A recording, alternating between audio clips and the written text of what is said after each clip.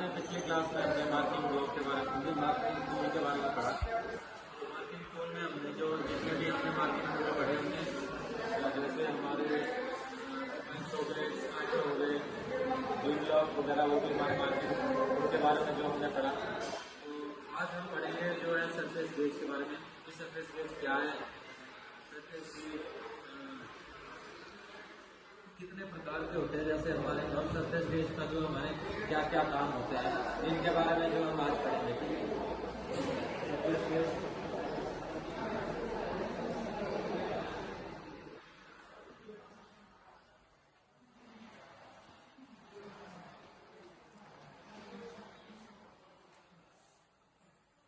Surface gauge जो हमारा surface gauge है वो हमारा जॉब के ऊपर जो हमारे समांतर लाइनें खींचने के लिए उसका प्रयोग किया जाता है। सरफेस गेज आपने देखा होगा, उसमें जो आगे स्क्राइबर होता है हमारा, सरफेस गेज में ऊपर जो हमारा स्क्राइबर लगता है ना, उसमें उसके आगे जो नुकीली सी वो होती है स्क्राइबर के आगे, एक बैंड स्क्राइबर लगा हुआ होता है ना। उसमें स्क्राइबर के बारे में आपने कितनी क्लास में पढ़ा, उसमें हमारा एक बैंड स्क्राइबर लगा होता है। बैंड स्क्राइबर में एक पीछे वाला वो नुकीला हिस्सा होता है ना, उसका नुकीला वाला हिस्सा, तो उससे हम लाइनें खींचने का प्रयोग कर सकते हैं।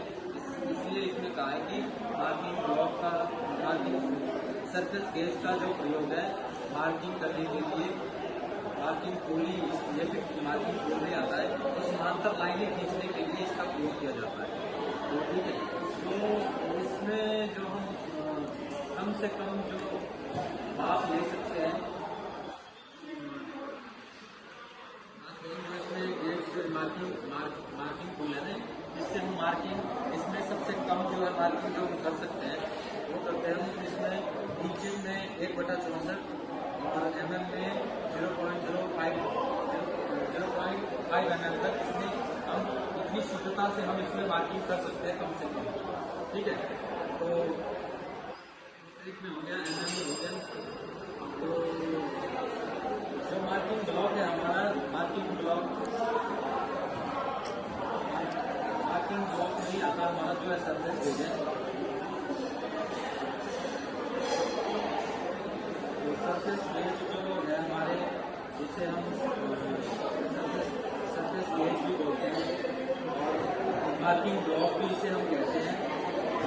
इसके अन्य नाम जो है हमारे सरफेस गेज भी है, मार्किंग ब्लॉक भी है और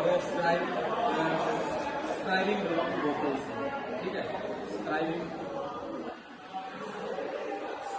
ब्लॉक कहते हैं। इसका तीनों नाम लिखो इसके, सरफेस गेज, मार्किंग ब्लॉक और या स्क्राइबिंग ब्लॉक। इसके ये 3 नाम है। इसे हम जो है तीनों नामों से हम जानते हैं। ठीक है, तो जो इसका और जो हमारा अतिरिक्त नाम होता है, नाम इसके जो अतिरिक्त जो काम हम इसमें करते हैं, और भी प्रयोग हम जैसे करते हैं इसमें जो हम लेथ मशीन के ऊपर भी जो हम प्रयोग करते हैं इसका। लेथ मशीन के ऊपर जो हम जैसे चक के ऊपर हम अपने जॉब को सेंटर में बांधने के लिए हम इसका प्रयोग किया जाता है। इसकी सहायता से हम जो है जॉब को सेंटर कर सकते हैं। ठीक है, आपने देखा होगा सरफेस गेज जो हमारा मार्किंग ब्लॉक को सही कहते हैं। तो उससे हम कैसे हम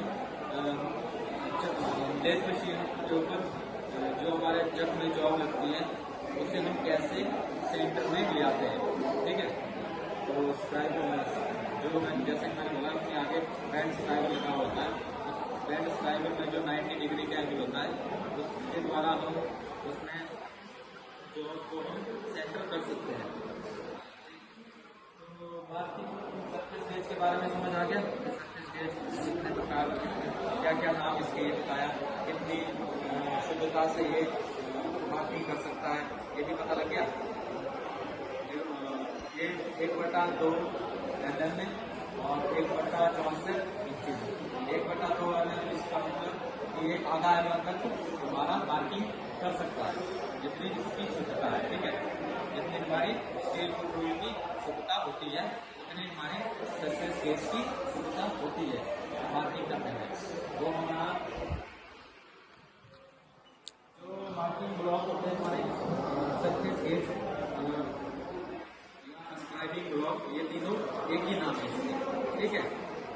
इसके जो प्रकार होते हैं, हमारे जो मार्किंग ब्लॉक होते हैं वो हमारे 2 प्रकार के होते हैं। ठीक,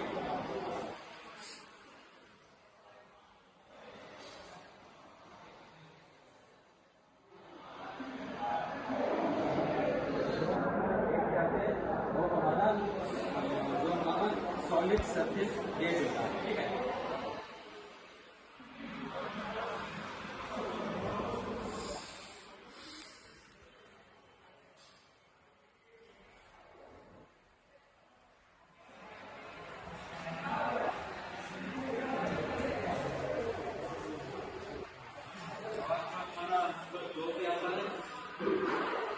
हमारा यूनिवर्सल सरफेस गेज। ठीक, देखो इसके प्रकार और नाम लिखना।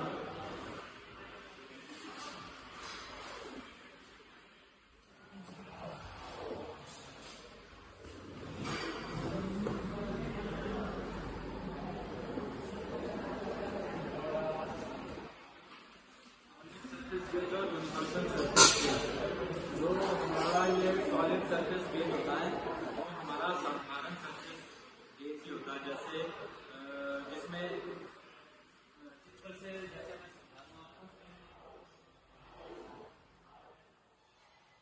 देख लिया सॉलिड और यहाँ में चित्र बना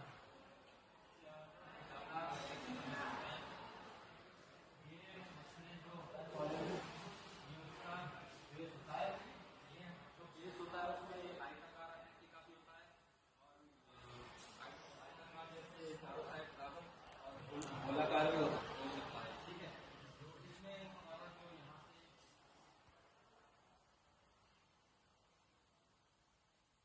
पिलर होता है लगा हुआ। ठीक है, पिलर लगा हुआ है और वैसे ही पिलर है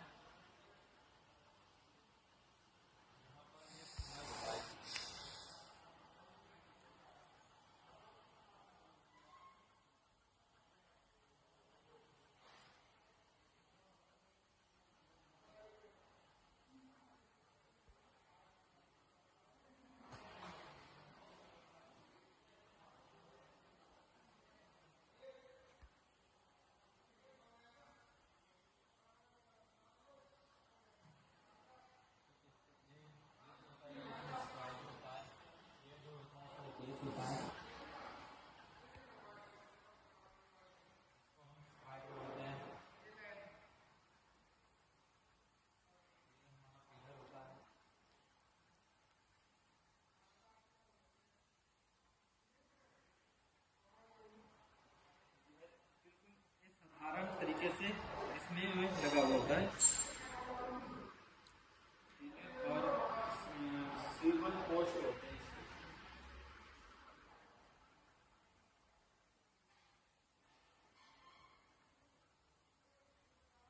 जो हमारा स्वीबल पोस्ट होता है इसमें सिर्फ एक स्वीबल पोस्ट लगा हुआ होता है और इसका बेस जो है आयताकार आकृति का होता है। ये सिंपल सा है, ये सॉलिड सरफेस ये सिंपल सा है। और जो इसमें ये पिलर लगा हुआ होता है ना, ये जो पिलर जो इसमें या तो नीचे ये फिक्स होता है या तो इसमें वेल्डिंग की हुई होगी, इसमें वेल्डिंग की हुई या तो इसमें चूड़ियाँ कटी